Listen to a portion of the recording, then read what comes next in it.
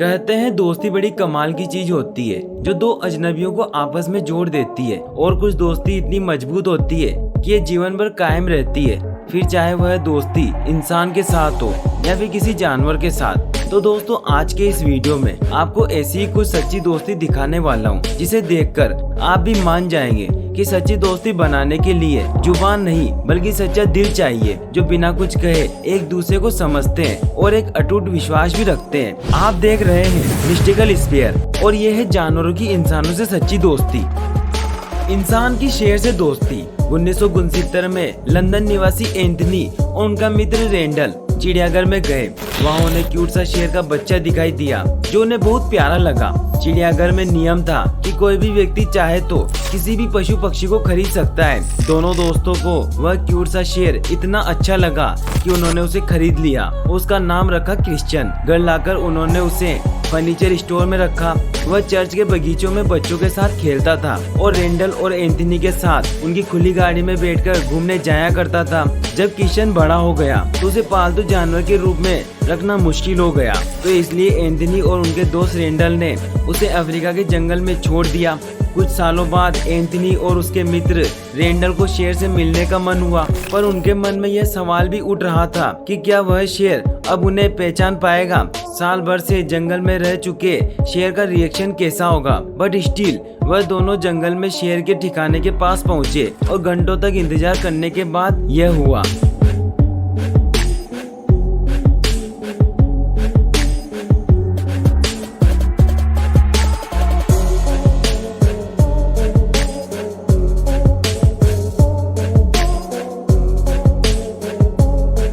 तो दोस्तों, इनकी इसी दोस्ती के लिए एक लाइक तो बनता है। हचिको डॉग का 10 साल का इंतजार। यह कहानी हचिको नाम के एक ऐसे डॉग की है जिसकी वफादारी के किस्से आज भी जापान और पूरी दुनिया में सुनाए जाते हैं। हचिको को टोक्यो यूनिवर्सिटी के प्रोफेसर एजिबुरो यूनो ने पाल रखा था। प्रोफेसर यूनो को यह छोटा सा क्यूट डॉग स्टेशन के पास मिला था। प्रोफेसर को यह डॉग इतना पसंद आया कि वह हचिको को घर ले आए और कुछ दिनों में दोनों बेस्ट फ्रेंड बन गए। प्रोफेसर अपने डॉग को सबसे ज्यादा चाहने लगे और बेटे की तरह देखभाल करते थे। प्रोफेसर यूनो टोक्यो यूनिवर्सिटी में लेक्चरर थे और उनको कॉलेज जाने के लिए हर रोज ट्रेन में सफर करना पड़ता था। जब घर से निकलते थे तो हचिको भी उनके साथ घर से निकलकर शिमुआ स्टेशन तक उन्हें छोड़ने चला आता था। वह प्रोफेसर को सुबह स्टेशन छोड़ने आता है, शाम को फिर उस दिन के टाइम पर स्टेशन पहुंचकर उनके आने का वेट करता रहता था। रोज रोज उनके स्टेशन तक आने जाने से वहां के लोग उसे अच्छे से पहचानने लग गए थे। 21 मई 1925 की तारीख थी। हचिको रोज की तरह उस दिन भी अपने ओनर प्रोफेसर के इंतजार में स्टेशन के बाहर बैठा रहा, लेकिन वह नहीं लौटे क्योंकि वह एजाबुरो सेरेब्रल हेमरेज नाम की बीमारी से जूझ रहे थे और यूनिवर्सिटी में काम के दौरान ही अचानक उस दिन उनकी मौत हो गई। इस मौत की घटना से अनजान स्टेशन पर काफी देर तक हचिको को मालिक का इंतजार करता देख वहाँ के गार्डनर को रहा नहीं गया और वह उसे उसके घर पर छोड़ आया। पर इसके बाद भी हचिको का स्टेशन जाकर प्रोफेसर की राह देखने का सिलसिला बंद नहीं हुआ। वह रोज सुबह ट्रेन के टाइम शिबुया ट्रेन स्टेशन जाता और शाम तक वह इंतजार करते रहता।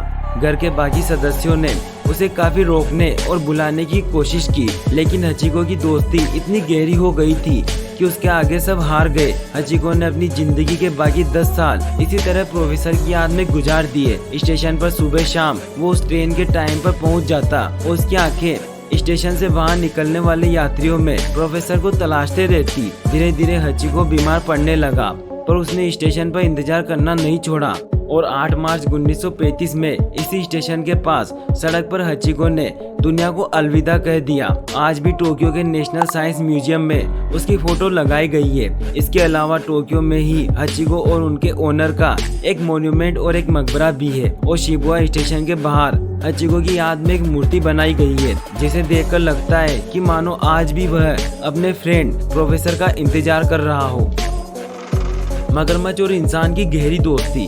कोस्टा रिका के गिलबर्टो शेडल और एक मगरमच्छ के बीच हुई अनोखी दोस्ती ने हर किसी को हैरान कर दिया। गिलबर्टो सेडन उर्फ चीटो एक प्रकृति प्रेमी है। 1991 में कोस्टा रिका जल मार्ग में उन्हें 5 मीटर लंबा और 1 टन वजनी मगरमच्छ दिखाई दिया जो बंदूक की गोली से घायल था। मगरमच्छ को तड़पता देख उन्होंने उसे एक नाव में रखा और उसे सुरक्षित स्थान पर ले आए जहां उन्होंने मगरमच्छ का इलाज किया। चीटों ने उस मगरमच्छ का नाम रखा पोचो। जब पोचो ठीक हो गया तो उन्होंने उसे नेचुरल जिंदगी जीने के लिए पास के एक झील में छुड़वा दिया। लेकिन अगले ही दिन चीटो यह देखकर हैरान रह गए कि पोचो उनके घर के बरामदे में आराम कर रहा था। चीटो को पहले तो आश्चर्य और डर भी हुआ, लेकिन थोड़ा साहस करके जब उसके पास गए तो मगरमच्छ जो का त्यों रहा और यह एहसास दिलाया कि मगरमच्छ उसे कुछ नहीं करेगा। और धीरे धीरे यह विश्वास और दोस्ती इस कदर बढ़ गई। चीटो बिना डर के ही उनके साथ पानी में खेलने लगे और स्विमिंग करने लगे।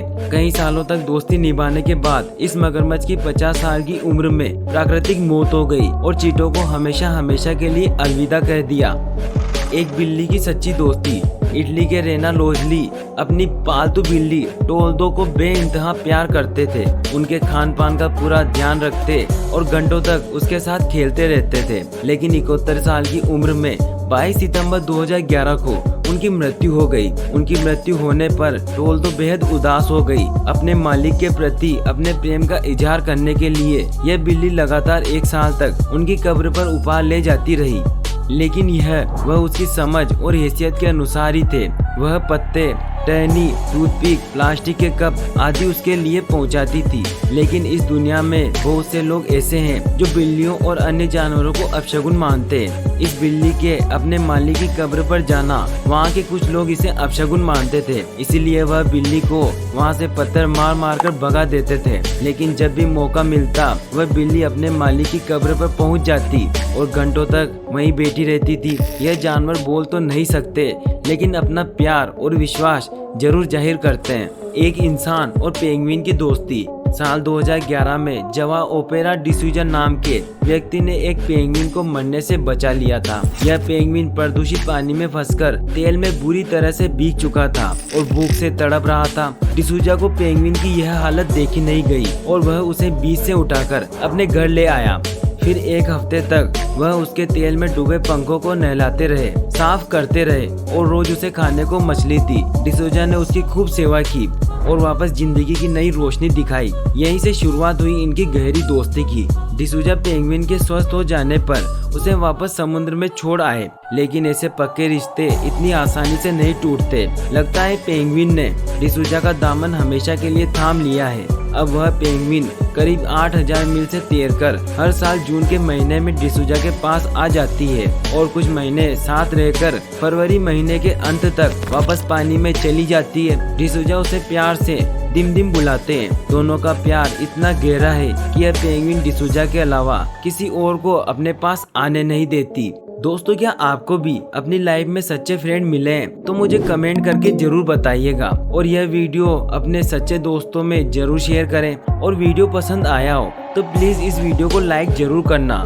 और दोस्तों, ऐसे ही और वीडियोस देखने के लिए सबसे पहले आप उस लाल कलर के सब्सक्राइब बटन को दबाकर बाजू वाले बेल पर क्लिक करके ऑल का ऑप्शन जरूर सेलेक्ट करें।